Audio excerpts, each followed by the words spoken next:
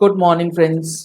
GST platform के YouTube channel में आप सभी का स्वागत है। जी हाँ फ्रेंड्स, अगर आप अपनी इनकम टैक्स की रिटर्न फाइल करते हैं तो आप क्लाइंट को तो छोड़ दीजिए, आप जब फाइलिंग कर रहे हैं तो आपके लिए एक बेहद खतरनाक और इम्पॉर्टेंट अपडेट जो है वो इस सेशन में डिस्कस करने जा रहे हैं।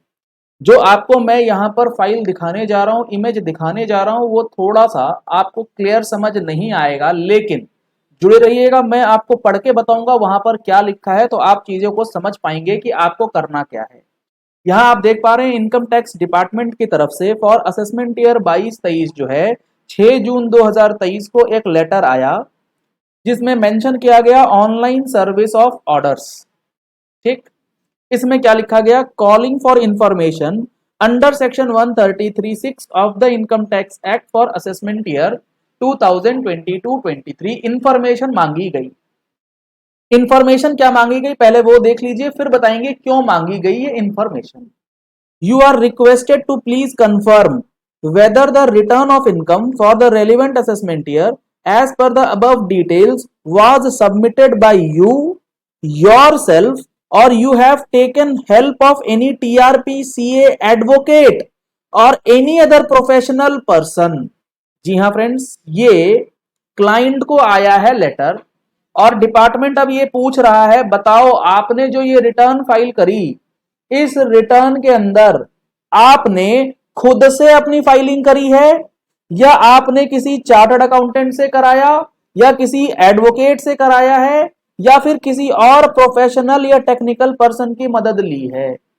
If the return was filed with the help of any TRP, CA, advocate और एनी अदर प्रोफेशनल पर्सन, अगर आप अपने एडवोकेट के थ्रू या सीए के थ्रू फाइल करा रहे हैं या अकाउंटेंट के थ्रू भी फाइल करा रहे हैं, किसी भी प्रोफेशनल के थ्रू, तो अब आपको ये इंफॉर्मेशन देनी है। अब यहां देखिए क्या इंफॉर्मेशन मांगा जा रहा है।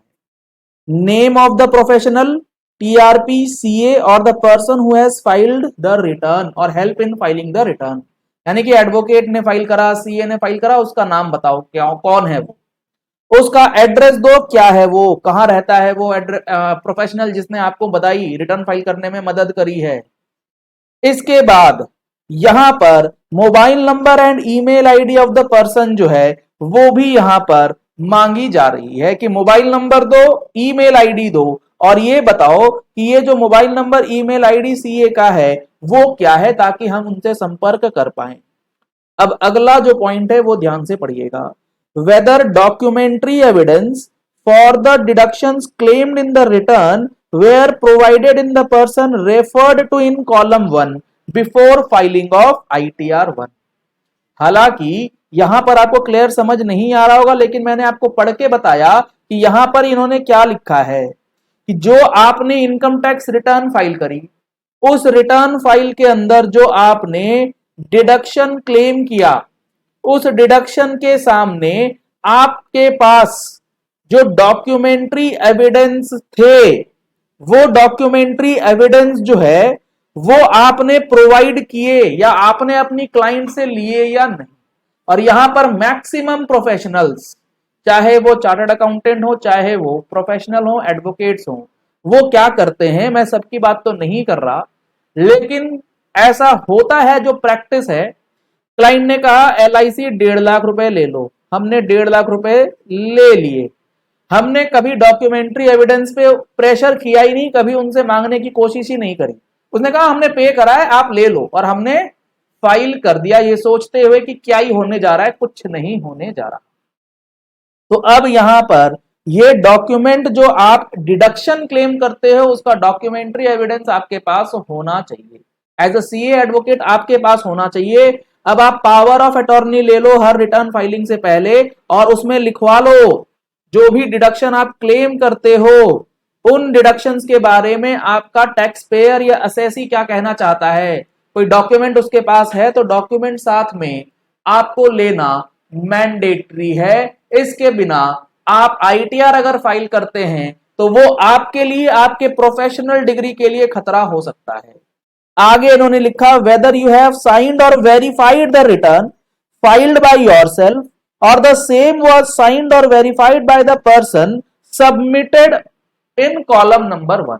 यानी कि आईटीआर फाइल करने के बाद जो उसे वेरीफाई करना पड़ता है, वो पूछ रहे हैं टैक्स पेयर से, एसएससी से, बताओ ये फाइलिंग तुमने खुद से करी है, वेरिफिकेशन खुद से करा है, या आपका एडवोकेट या चार्टर्ड अकाउंटेंट जो है वो अपने कंप्यूटर पे बैठ के अपनी आईपी से आपकी रिटर्न वेरीफाई कर रहा है। अगर आप ऐसी चीजें करते पाए गए तो आपके लिए अब समस्या जो है वो बड़ी गंभीर होने जा रही है। आपको इस लेटर को पढ़ने के बाद ये बात समझ में आई होगी। और ये पूरा कांड हुआ क्यों? इन्होंने कहा है in order to verify the genuineness of the deductions and exemptions claim in the return of income. जो डिडक्शंस और एग्जम्पशंस क्लेम करी गई है रिटर्न के अंदर, उनकी जेन्युइननेस के लिए हम क्या कर रहे हैं, you are required to furnish the documentary evidence.